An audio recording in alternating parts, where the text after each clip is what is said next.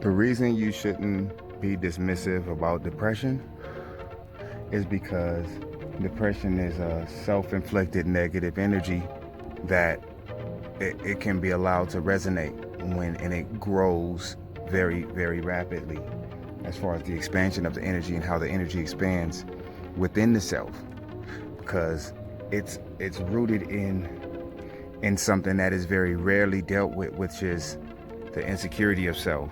So the reason why it shouldn't be dismissed is because it is very self-destructive.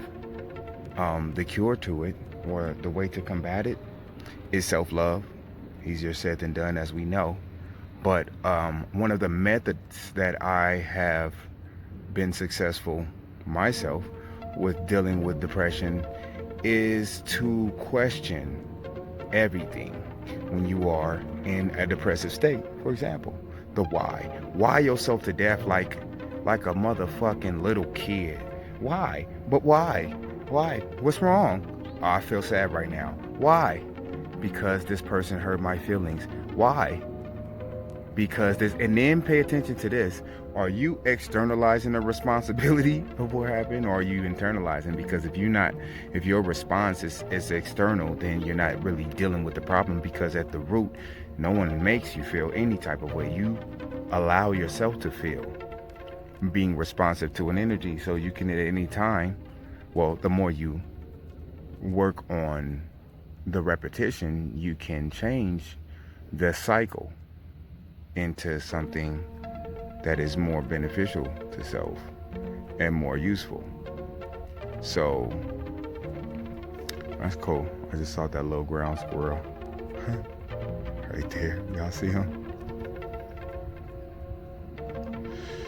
Little family came out ready to chill. But it's very important to surround yourself with a combative energy.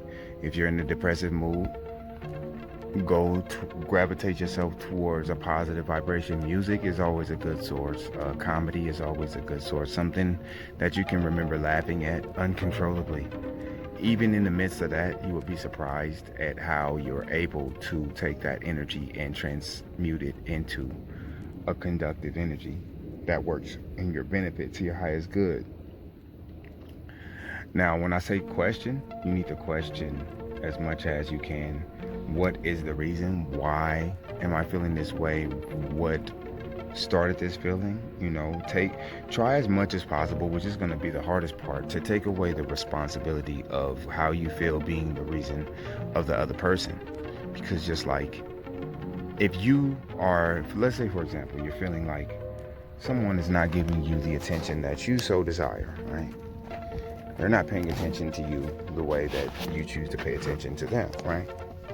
Well, in these cases, damn, sometimes even the ground can be beautiful. But anyway, in these cases, you need to bring it to self. Why? I mean, sometimes it's, and I'm not one of those, everything with a halo on top. Sometimes it's negative. Like, sometimes you got to realize, well, this motherfucker ain't even tripping off me. Why am I tripping off you? There was a few videos that I was actually watching. One is Flight Boss. I recommend y'all check him out. He got some wisdom, but one of his recent videos was stop giving people the benefit of the doubt. A lot of times, especially if you're vibrating high, your excuses are better than the excuses that they come with for themselves. Like the excuses that they're not giving you wouldn't even be as good as the excuse that you're making for them to substitute. You feel me? The lack of attention or them being responsive or whatever the case. At the end of the day, it is important to combat depression with self-love. Do things that make you feel like a celebrity in your own right. I always say, be cocky if you're depressed, but be careful with that. But it's necessary, because with the right mixture of cocky and depression, it only ends up being a regular amount of confidence. Because it's just a balance between the two. If the depression is an extreme of low vibration and cockiness is an extreme of self-love, So you need to balance the two. It's like, just like the low vibration of love is when you're trying to, give it, would be obsession, because it's transmuted into, like, almost being mutated. So, but that's all I'm gonna say on that one. Probably go deeper in the future, but don't dismiss depression. It's important to focus on self-love and don't really give so much credence to those who you feel aren't really paying attention to you, or give that attention to yourself. Do things to personify yourself in a higher light, in a higher love, because, for example, picture the person that you're the most attracted to, and then picture them crying when you first meet them and trying to approach them. There's it's going to be kind of awkward. But picture them smiling in the flip side of that, and it's very attractive. So put yourself in a place where you can shine.